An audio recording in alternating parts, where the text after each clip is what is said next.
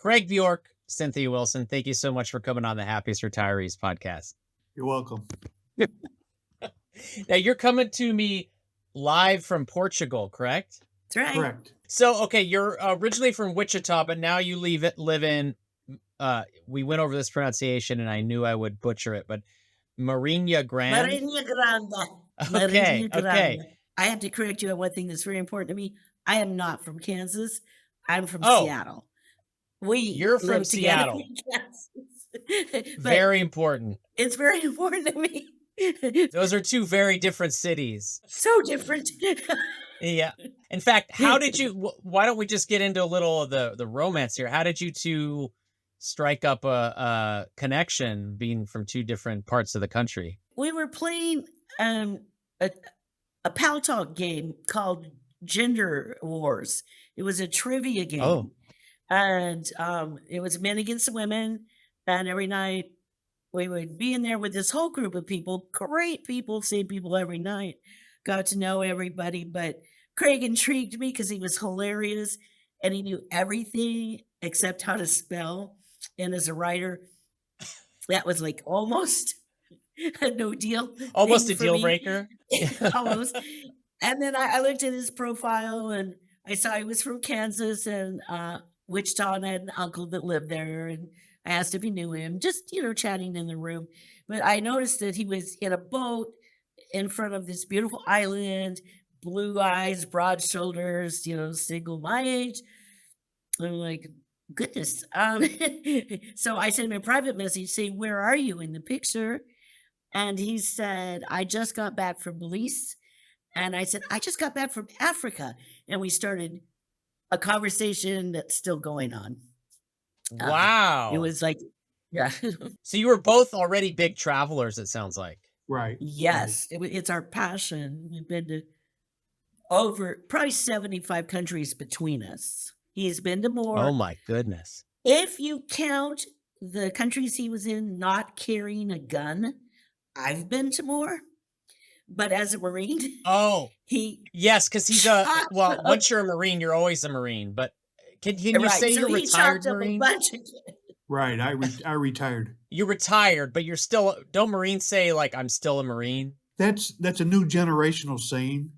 Oh, it used to be. It was okay to say you're a former Marine or retired Marine, and now the new trend is you're a Marine no matter what. Yeah. So if someone says they were a former Marine or retired Marine, then they were a Marine a couple decades ago.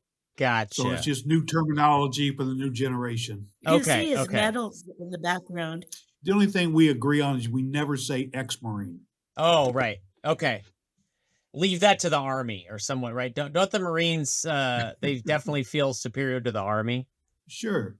They feel superior. I interviewed a guy that's was a Marine, and he said that he definitely felt that because his brother, maybe it's because his brother was in the Army. No, Marines feel superior to everyone. They okay. Well, maybe they've earned it. They do a lot of hard things. Have. Yeah. It easily comes down to economics. Oh. It's easier for them to go after the higher quality person, have the tougher training because we only need so many, where the other services have to fill the ranks and they have to lower their standards to get those numbers. Is that why they say the few, the proud, the Marines? The few, the proud, the Marines. Yeah. Well, okay, I want to get to, because there's so much to talk about with you two. Very, very, very interesting lives. So even though you're from Seattle, Cynthia, you were living in Wichita with Craig, and you had a food truck named Lumpia Palooza and the Parsnippity Cafe. Now, I think you had both at the same time, right? Yeah, kind of. We started the cafe, and Parsnippity Cafe is a name that came to me in a dream.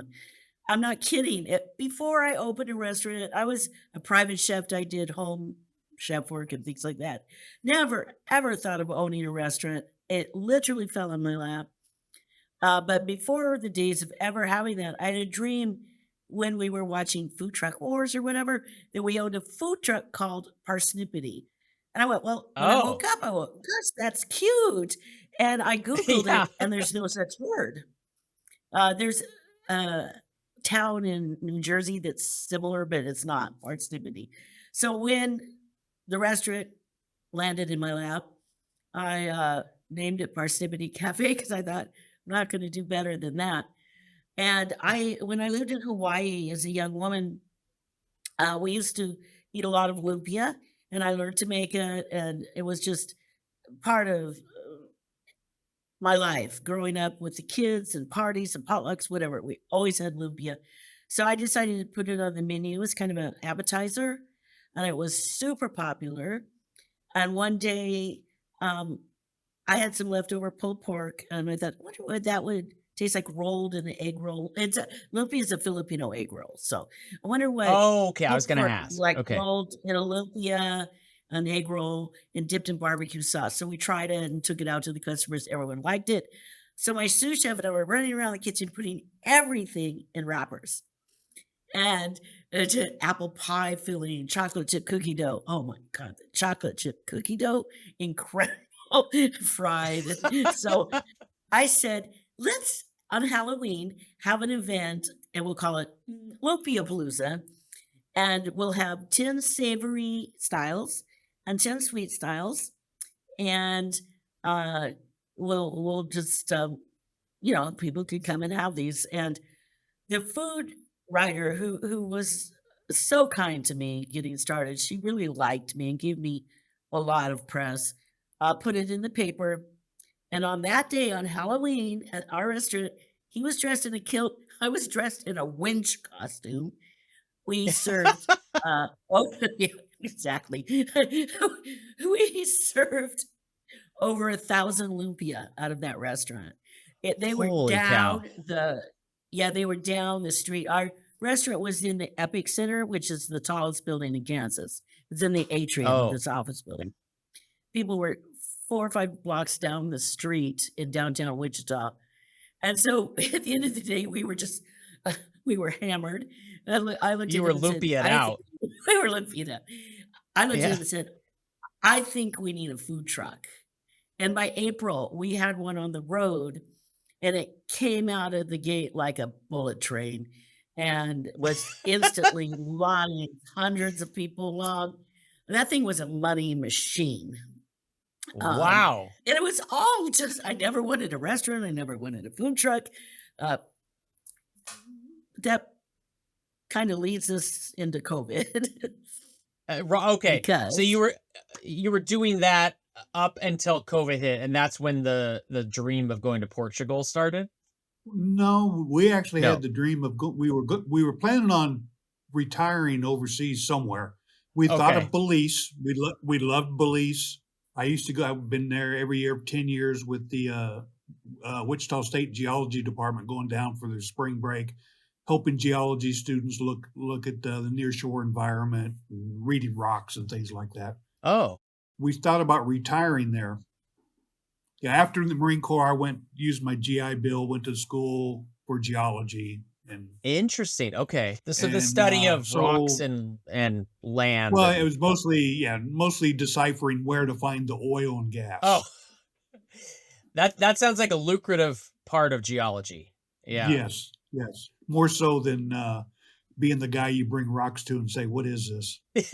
Yeah. The Yeah. So at the time we were on a Christmas holiday vacation in Scandinavia, and Cynthia ran across an article, top 10 places to retire, and Portugal was on there, and she's like, "Yeah, I used to live and work there in the 80s." And she came to me and said, "What about Portugal?" And I said, "Perfect. Beautiful weather, beautiful people, beautiful food." So then we started researching it. We were planning on retiring a few years later, but when COVID came, that forced our decision for us. Gotcha. Okay. So at that point, did you close down Lumpia Palooza and the Parsippany Cafe, Yes. or you started working towards doing that? Well, we'd closed we just, Parsippany Cafe a little bit earlier, just before COVID hit, Okay. and because our hands were full with the truck, just Yeah. But we were 65 years old, working 7 days a week, 14 to 16 hours a day. Oh, We could that's too barely crawl much. up the chair. Yeah, we could. It was too much. So, and the truck was doing so well, we didn't need the restaurant at that time. So you closed. So Parsippany was closed, and then were you working that many hours just on the truck? No, that was with both. Okay, okay, gotcha. There was one day I was sitting in my office. This was still when we had the cafe because I was in my office, chef office. And I got one phone call after another, closing, canceling weddings and big events. We'd go to events with 30,000 people, music festivals, fairs. This is the way our truck operated.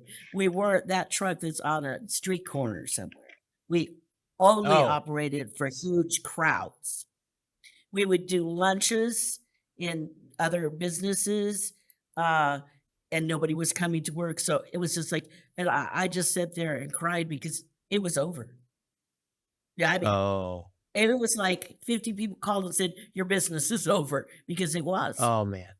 Oh yeah. The government came out with all these loans, but I said, Craig, we are so close to retirement. I do not want to go into debt to try to save Yeah. this because I don't think food trucks are coming back. Right. And well, I didn't know if the world would come back. Remember how we were? We didn't Oh know. my It was gosh. terrible. Yeah. Yeah. And so he had an idea to go on Social Security. Okay. We decided to take Social Security early. We looked at it like, okay, we take it 2 years earlier. We get a little bit less money, but that's 2 years that we're drawing Social Security. And I Exactly. figured Yeah. out it wouldn't until we hit in our 90s would we start losing money on taking it early. And Right. plus we're going to Portugal. We decided now we can move up our timetable to Portugal, and we can come to Portugal where the cost of living is half of what it is in the United States. So the little bit lower Social Security was fine to live on. Then all the other money is just mad money. Is the cost of living in Portugal that much better to where you're on your Social Security, you're ahead of the game? This is a delicate topic. Oh, it's delicate. Oh, It is because the Portuguese people, minimum wage is about $800, $900 a month. This is what okay. they live on. So when we first got here, we were like, "Oh my gosh, everything's free." It Yeah. hurt the feelings of my Portuguese friends, and they're going, "It's not free Oh, to us." right. And so the answer is yes, you can live like the YouTube say on $2,200 to $2,500 a month for a couple, but not in Lisbon, Porto, or the Algarve. That's like trying to live in Manhattan on that. Oh, Lisbon's just Yeah. as expensive as any big city in the US? Right. Right. So, and Oh, Porto and the Algarve too. So it's like if you're willing to live in a little serviceable town like we do, you can do it. There's not a lot of travel with that. You can't eat out every single meal or whatever. But yes, it can be done, which it can't hardly be done in the United States. So right. Okay, so Marina Grande, and I apologize to any Portuguese listeners for my You can so use the English translation. It's called Big Navy. Big Navy. Okay. So how far is That's Big easier. Navy from, like, let's say you want to fly to visit family. How far is the drive to the airport? It's an hour and a half. Oh, that's not bad. beautiful drive, Well, beautiful Portugal is not that full big. road. So you It's drive along the Silver Coast, right? So you can see the ocean and right, and it's from here we're about 5 miles from the highway. The highway's a 3-lane, 6-lane all the way to Lisbon, and it's better roads than you have in the States. oh, really? Okay. It's a Better. private highway, so you do pay a toll, but there's no potholes, there's no bad areas, there's rest stops, gas stations all along the route. Beautiful driving. Or you can take the Okay. scenic road, the windy roads along the coast through the little towns, and it'll take you about 4 hours. Oh, so it'll be longer, but you'll love it. It'll be if you're ready Right. for that. So, and just so our listeners know, I was you were quoted in or featured in a CNN travel article, and I think was it you, Cynthia, who said the only way I'm coming back to the U.S. is in an urn. Yeah, that would if somebody says something outrageous, that would be me. I do try not I, to, but that was quite an endorsement for Portugal. and it's true. It's really true. I did. Some people got their knickers a bit in a twist over that. I didn't mean I wouldn't come home for a visit. I Oh, meant of I would never course. come home to live. And the reporter actually said, "Will you ever go back there to live?" I said, "I will not go back unless I'm in an urn." But I meant to live. And then they loved Right. the sound bite so much they didn't put in the context. So, my Oh. family's like, "Not even for the kids' weddings," I'm like, "No." Oh no. Oh, I didn't take it that way. I didn't even take it as if you hated the US. It was just how much you loved your current living situation. So, Well, there's a um little bit of both of that. okay. Now tell me, so this is a little bit getting into the nuts and bolts, but I didn't know there's an actual visa known as the D7 retirement visa. That's a specific visa? Yeah, she Well, it's kind of actually a that yeah. passive income. So it could be, it's mostly retirement. It used to be for um, remote workers as well, but they've made a new visa for remote workers called a Oh, okay. D6. But the D7 is now pretty much only retired people are doing that. I So, like, say misspoke I on just that. decided I wanted to move to Portugal. Could I just start applying for the D7 visa if I were a certain age? Well, no, it doesn't have to be a certain age. You would just have to prove a certain amount of income, guaranteed income per month. Say you have 4 or 5 rental houses that you get income from. Say you have a pension from some company or some type of something set up where that pays you every month. Oh, it's like a So it would, podcast. You could do this podcast from Portugal. Many people come on that. Many Oh. digital nomads. We have Oh, a digital okay. nomad visa. yeah, there is a Really? digital. Lisbon has been rated as, I think, one of the top destinations in the world for digital nomads. Wow. And So it's we'll okay, talk. that sounds doable because a friend of mine wanted to move to the UK, and it was harder. She bought property, but that didn't even really expedite it. It's very No, it difficult. doesn't. No, you don't need to buy property or anything like that. In fact, we have friends that there's certain hours of the week where they can't do anything because they're working from home and they're Oh, working okay. either medical transcribers or doing some things online with their company back in the States. Okay. But they've got a so those people though have a different agreement where the company pays taxes to Portugal, the Well, employment taxes, where Gotcha. digital nomads don't have to have that company back in the States. Okay. there's many categories of visas. All of those would be different. The remote worker, the digital nomad, so many. So our visa, the requirements for the D7 passive income is just that we have enough income that would be the 900 for the first applicant a month, and then half again for the second applicant in a couple. Uh, that's math. I don't do it, so you're all free to do that for yourself. I was told there'd be no math in this podcast episode. Yeah, I'm the devil. I won't. But you have to have that coming in a month. Um, and then you have to show that you have 10,000 euros in the bank here in Portugal, a bank account with that. But that's your money. You can immediately spend it. And you usually do on rent and, get these set up. But you have to have that and a clean FBI check. Okay. So really, it's not hard at all. Almost anyone can do it. That's very cool to hear. Okay, so tell me, so I know Cynthia, you're a type A person. Your entire life has been work, work, work. Um, And so retirement has been a little bit challenging for you in that way. What do you do each day? How have you made that work for you? So since we retired less than 3 years ago, here in Portugal, I've written a book and started two others, given cooking Wow. lessons, edited the English translation to this Portuguese children's book, took Portuguese language classes for Really? several weeks, getting the A2 certificate, and started a personal chef business called Parsnipping Parties, and hosted dozens of dinner parties and helped a lot of American immigrants settle into Portugal. So as you can see, my retirement isn't working out. For Yeah. me, in the back of my mind, something is telling me that I'm supposed to be knitting or something, but leisure spooks me. I feel like I'm doing something wrong or even naughty if I'm not doing anything. And, part of me wants every day to just unfold, and part of me wants to design every moment of every day.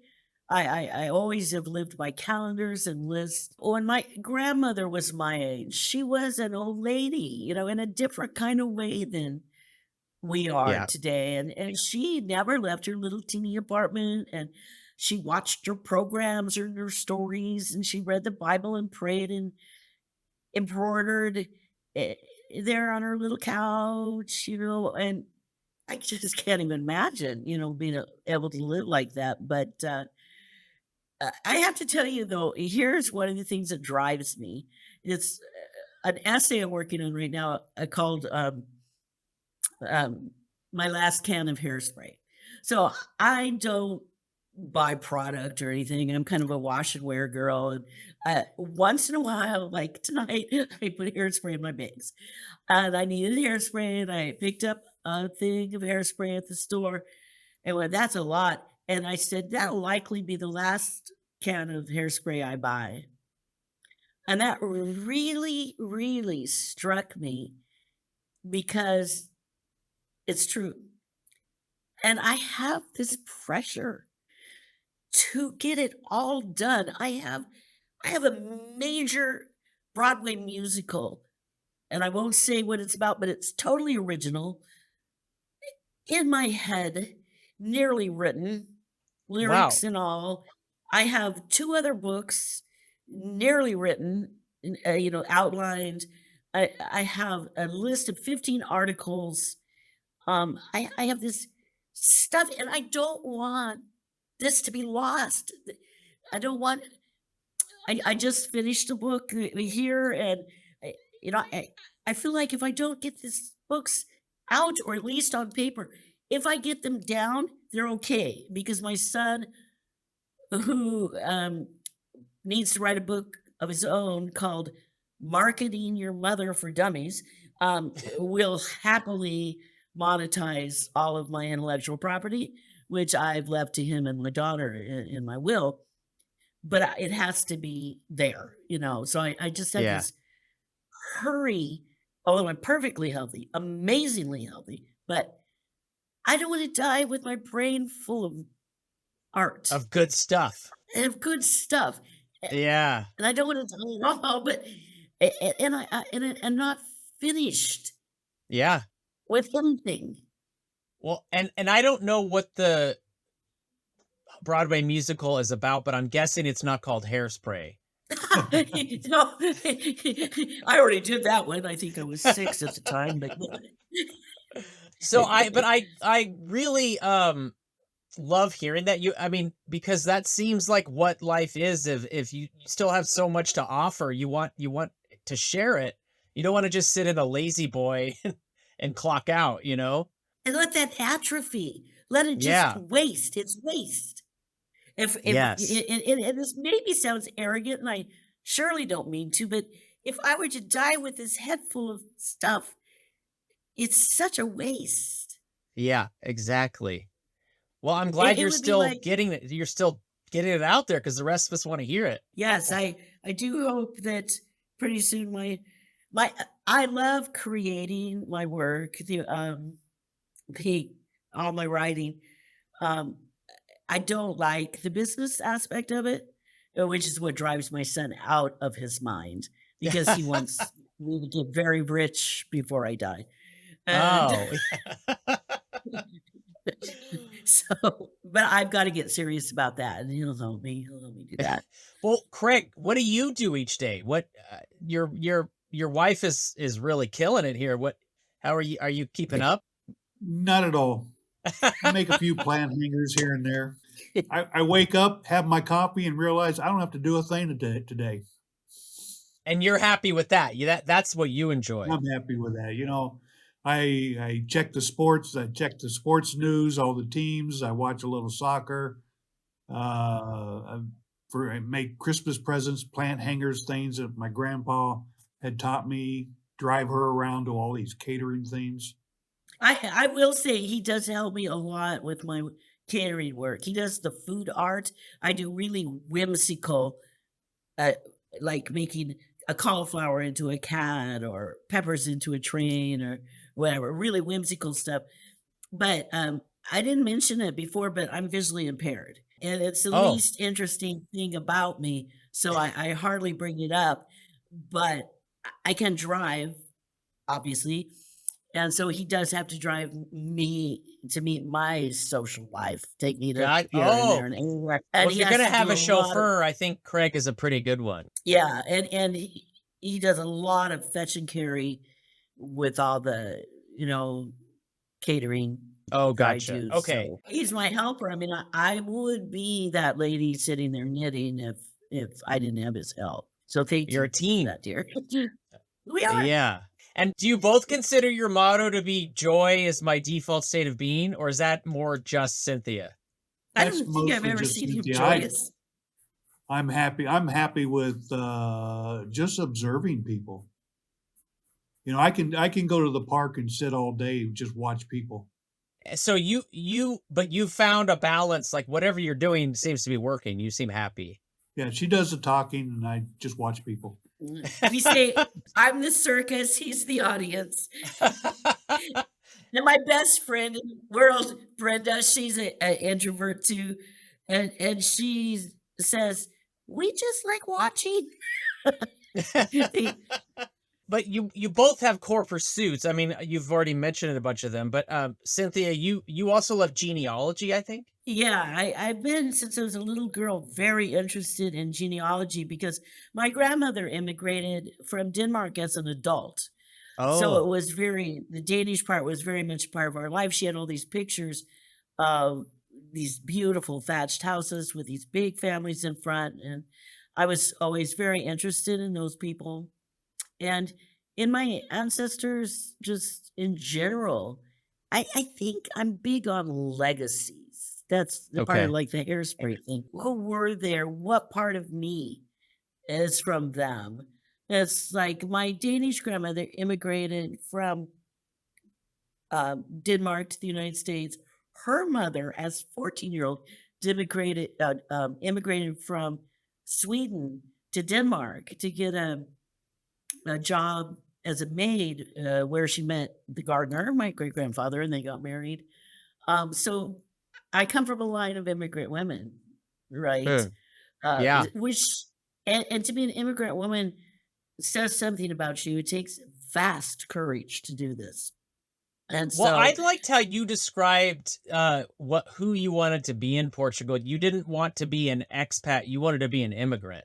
I mean, tell me about the exactly. difference. Well, sometimes I make the expats cranky when I do this, but I'll speak my lived experience Yeah. and they can speak theirs. Um, so many people come here for the goodies, the healthcare, which is fantastic, the cost of living, the beaches, the weather, the safety, the no political upheaval. Oh, there's stuff goes on. Um, they come for all the goodies, but they never integrate. They hang out in enclaves, expat enclaves. They go to expat meetups. They never meet any Portuguese people. They don't learn to speak Portuguese. We had been here 6 weeks when we were at a restaurant, and I turned to the waitress and in Portuguese said, to her, see the man down there with a flowered hat, ask him if he wants a bifana. And I was at a table with 3 ladies from Great Britain, and they went, "You speak Portuguese?" I said, "Well, not as much as I should, but I'm working on it. Don't you?" "No." "How long you been here?" 30 years. Oh, They'd been there and then still didn't 30. speak it at all? No. And I said, "Do you know Wow. any Portuguese people?" "Well, my housekeeper, my accountant, my garden guy." And so they live these separate lives and some of them don't even have decent respect for the people or the culture. And this drives me crazy because I love the Portuguese people. They Well, are the are there sweetest. that many Yeah. Americans that they can only speak English and still get by each day? It's not just Americans, it's Oh. enclaves. Oh. So it can be Germans and Aussies and Canadians and anybody else in England, Scandinavians that all speak English. Oh, I But see. in Marinha Grande, almost no one speaks English. So you Um, better study up on the Portuguese or you're not gonna be able to get your groceries or whatever. well, it's going to be hard, and Yeah, it's then gonna they yeah. complain about that. I went into the bank and tried to sort out something, and no one in that entire bank spoke English. I'm like, does your bank in Ohio speak Portuguese? Right, it's a You great know, point. so I I saw that, and decided, no, I am going to become Portuguese. I'm going to be Cynthia Portuguesa. I'm going to be a Portuguese woman. And so I'm going to get my citizenship. In 3 years, I'll be eligible for that. And Really? it could be How does that work? How long does it take? What do you have to do to be a a citizen? 5 years, and then you apply. And then bureaucracy here is very slow. So after that, Okay. you have to you have to have your A2 certificate, which we both have. But and then I will hold an EU passport. It's one of the most Mm, valuable passports in the world yeah. because I can live anywhere as a citizen in the EU. I Right. can go live with my Danish cousins in Denmark, That's whatever. amazing. So it is. And I still get to be an American. Okay. But Craig, No, Craig isn't going to do it. Oh, Craig, you're not gonna do it. Why aren't you gonna do it, Craig? I don't see the need. I'm not going to Okay. move to another country. I mean, after 5 years, I'll register as a permanent resident. Which is As it's basically like right a now, green card, right? Isn't that yeah, that's what a well, we permanent already have resident? that. Oh, you already have Yeah, that. you have to be a temporary resident, and every 2 years you renew it. And here, our last renewal is just online. Go Oh, online, and okay. and you don't have no meetings or anything like that. My thoughts on the expat thing. What if suddenly we started calling all the immigrants from Central America, South America, and the Caribbean expats instead of immigrants? You mean in the US, you mean? Right. I feel like that would change some attitudes. Because Exactly. yeah, to me, expat is more of a title of a privileged, kind of like a Yeah, colonizer title. And exactly. Yeah.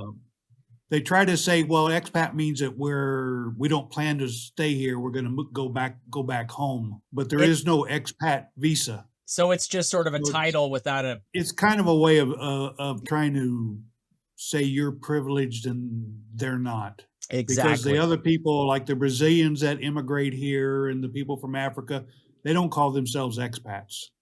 They call Right. themselves immigrants. Oh, so is it mainly an American thing or maybe a It Western started from Europe? it started from the UK. Okay. It's actually a UK term, and they used it all around the world. Then all the Americans picked it up, the Canadians picked it up, South Americans, Australians, they all picked up the term. I don't know, and I don't think the French use it because there's a lot of French here. Oh, there Well, are. that would be Okay. using English, wouldn't it? Yes. They probably use the same word, but in French. Yeah. I I do want to say on this topic though, the reason I can have a social life without the expats is I did an extremely proactive thing that I highly recommend anyone doing that's going to move to a foreign country like we did. Is 2 years when we first started, and we started zeroing in on the Liria district, with the cities being Liria and Marina Grande. So I went to both of those city's Facebook page, the actual city where they all talk to each other, Facebook page, showed us with our food truck, said, "Hi, we're Cynthia and Craig. We're going to be retiring there in 2 years, and um, I'm a chef. I've already started learning Portuguese cuisine. We're so excited to be a part of you, and and really hope that you'll help us get settled in and all this." And it's got like hundreds of welcome, welcome, welcome, welcome in English. I did that. But I got about a dozen people who sent a DM and said, if there's anything at all we can do to help, just let us know. So I started talking to these people every day, just asking little questions like, if I can't get this for a certain dish, can I use that? Or are Yeah. EpiPens available in Portugal? So how much do they cost? Just something almost every day. And I really hit upon something because later our landlord told us that the Portuguese people love to help. They Oh, love the humility of asking for help and they love to help. But soon we're talking about their babies and their jobs and their life. And in those 2 years, we became so close to these 12 people, these 12 families, that when we arrived in Portugal, our friend group was set in stone. Somebody of the group picked us up from the airport. We spent the night in Lisbon with them. Then they showed us around Lisbon. Then they took us to Marinha Grande, the grocery store, got us settled. Then every day somebody was knocking on our door with groceries and gifts, and they helped us with the telephone, the bank, the everything. It was like a red carpet rolled out in front of us. wow. This is not usual, but it would be usual for the next person that tried it, I think. Yeah. I didn't say that much in the thing. They're just generous, loving, kind people. And then, of course, some people have snarkily said, well, yeah, you have them to dinner parties. I'm not a chef. Um, Basically, you bribe them with food. And I'm like, whatever works. It worked. Yeah, exactly. So what I've done is when I have dinner parties, I have a majority of Portuguese people, then I'll invite an immigrant family too, so they can get to know Portuguese people. So all my Perfect. immigrant friends are now friends with my Portuguese friends. And so they're grandfathering in on my Love hard it. work. Yeah. So What do you so say it's in not Portuguese when someone arrives at a dinner party? What's the greeting? just to depend. Boa tarde, tudo bem? Good Oh, afternoon. Are you well? And they'll say, tudo bem, I'm well. And then you kiss each other and they give oh. you wine and It sounds so. Is Portuguese sounds like a? I know it's a Romance language. It sounds a little bit like if you mix Spanish and Italian or something. maybe it's definitely Spanish, but maybe Spanish and French, I Oh, would really? think. Okay. It Uh, has I, it I has a can really nice ring. Like it sound. Maybe this is just personal preference, but some languages sound like smooth, and Portuguese is one of those. Yeah, it sounds really pretty till you're trying to Yeah. understand it. And like French, there are many sounds they do not pronounce. So that makes it really difficult to understand them. I can talk and speak Portuguese. I can read it almost like English, but the Oh, it's minute they okay. start to talk, I'm like, speaking of wine, Craig, you want to tell them about the wine here? It's Oh, his favorite Well, thing. my favorite style is Vinha Verde. It means green wine, and okay. it's like the closest thing would be a German Riesling. It has Okay. the green grape tartness flavor to it. It's a crisp, refreshing wine. There are literally thousands of brands of wine. A bottle, you can get a bottle of wine cheaper than you can buy a bottle of nice water. Really? There's so many vineyards there, or There's so many vineyards. We have neighbors that have vineyards. Of course, they basically they take the grapes during harvest to a vineyard, and they produce so much wine for themselves and the rest of the vineyard that goes into a co-op and it gets sold and they get profit. And some company will buy all those, but the famous wineries, of course, grow their own grapes. And every year, just like everywhere else, it depends on the rain, the weather, for the quality of the grapes. But it's just so many different regions in Portugal. Up north, it's cooler, it's wetter. Down south, it's drier, it's night rains or moisture. All the grapes act differently. So, I mean, it could be, you cannot keep up trying to figure out what grape, what wine Is to keep going Malbec to. just a Spanish thing, or are there a lot of Malbecs made in Portugal? As far as I know, there's no Malbec in Portugal. Okay. I mean, there's, you have your reds, whites, and the green, and then the red. You have the Chardonnays, and you have different styles. The sweet wines with the Muscatel or the Vinho de Porto out of Porto that is famous around the world. And are you in any kind of wine club or anything, or? No, No. the Aldi's down the street. They have a wine section that's 1 aisle long. Oh, That's my wow. wine club. Oh, Every so that's grocery kind of like store going to has the a toy wine store. section. Yeah. Yeah, Yeah. every grocery store has hundreds of wine on the rack. I'm Oh, not much of a drinker at all, so I only like sangria. It's okay. like Kool-Aid. It's just Yes, real. yes, that's just a little sweeter. It's just fruity and girly and not very heavy. And Hey, to each her own, right? yeah, that's right. On a fun note, tell me about listeners to this show love animals, love pets. So tell me about your rescued Portuguese cats. Uh, okay, so I I had to leave a kitty, and people like get real upset about that. But she's with my daughter on the farm because we had a nice big yard in Wichita with a doggy door, and the kitty could go in and out, in and out, in and out, and she loved being out. And here we live where we have two small balconies, and I knew that not only would the trip be very upsetting on the airplane to her, but she would hate a life with a balcony. So we Oh, left her, but I immediately had to have a cat.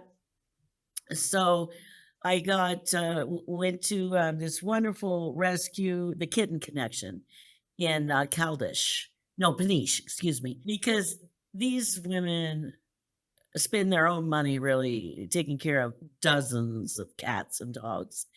And so we went there and got a little uh, tiny cat. And the lady, Elizabeth from Germany, said, she's crafty. And I thought, I wonder what crafty means.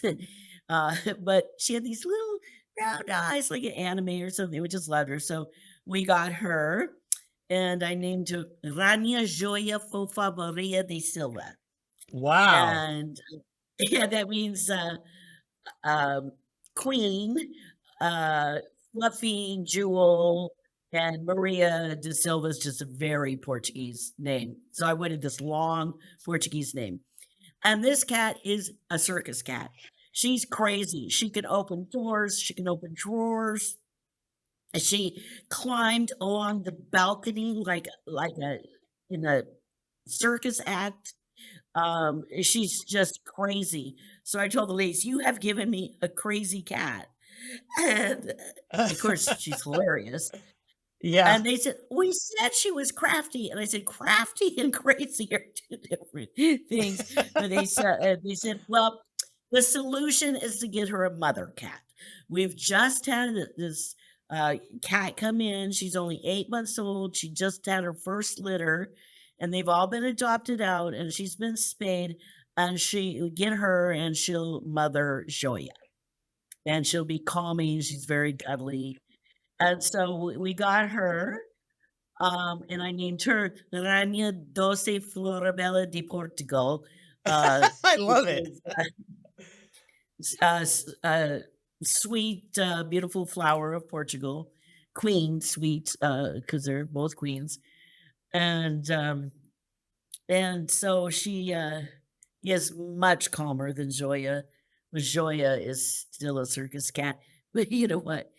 Don't tell her, but I like Joya better. The little rascal.